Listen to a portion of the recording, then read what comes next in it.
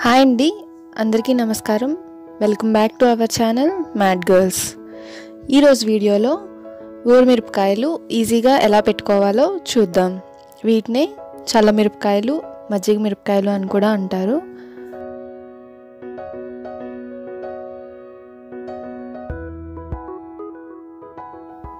ఊర మిరపకాయలు పెట్టుకోవడానికి ముందుగా ఒక బౌల్లోకి పెరుగు తీసుకొని మజ్జిగ చేసుకోవాలి. మిరపకాయలు ఎన్ని తీసుకుంటామో పెరుగు కూడా అంతే క్వాంటిటీ తీసుకొని మజ్జిగ చేసుకోవాలి. ఇక్కడ నేను 250 గ్రామ్స్ పచ్చిమిర్చి తీసుకుంటున్నాను కాబట్టి పెరుగు కూడా 250 గ్రామ్స్ తీసుకోవాలి. పెరుగుని కవ్వంతో కానీ విస్కర్తో కానీ ముక్కలు లేకుండా బాగా బీట్ చేసుకోవాలి.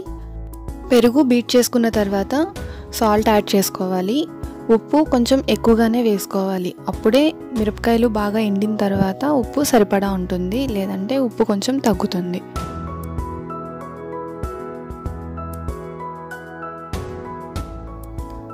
తర్వాత 1/2 టేబుల్ స్పూన్ పసుపు వేయాలి.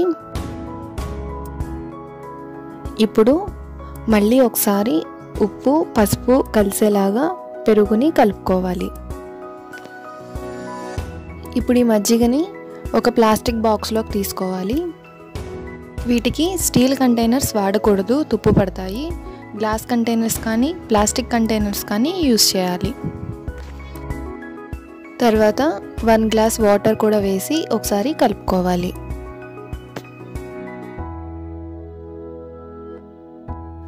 ఇప్పుడు మజ్జిగలో కొంచెం లెమన్ యాడ్ చేసుకోవాలి. పెరుగు పుల్లగా ఉంటే కనుక లెమన్ అవసరం లేదు. ఇప్పుడు పచ్చిమిర్చి తీసుకొని చాక్తో కానీ సేఫ్టీ పిన్తో కానీ పొడవుగా వీడియోలో చూపించినట్లుగా ఘాట్లు పెట్టి మజ్జిగలో వేయాలి. పచ్చిమిర్చి పొడవుగా తోలు మందంగా కారం ఎక్కువగా లేనివి తీసుకోవాలి, అప్పుడే టేస్ట్ బాగుంటుంది.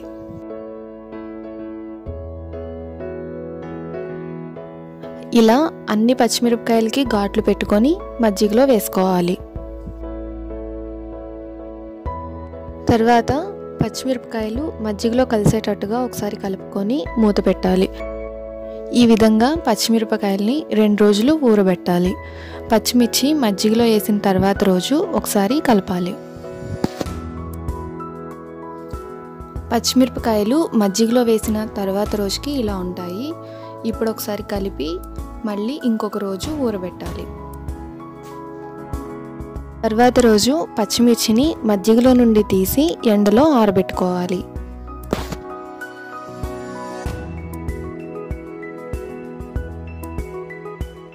తర్వాత ఎండిన పచ్చిమిర్చిని మజ్జిగలో వేసుకోవాలి. ఈ విధంగా 2 రోజులు మజ్జిగలో వేయాలి. ఒకవేళ పచ్చిమిర్చి కారంగా ఉంటే ఇంకొక రోజు కూడా పచ్చిమిర్చిని మజ్జిగలో వేసుకోవచ్చు. ఇలా 2వ రోజు కూడా పచ్చిమిర్చిని ఆరబెట్టి మజ్జిగలో వేసుకోవాలి.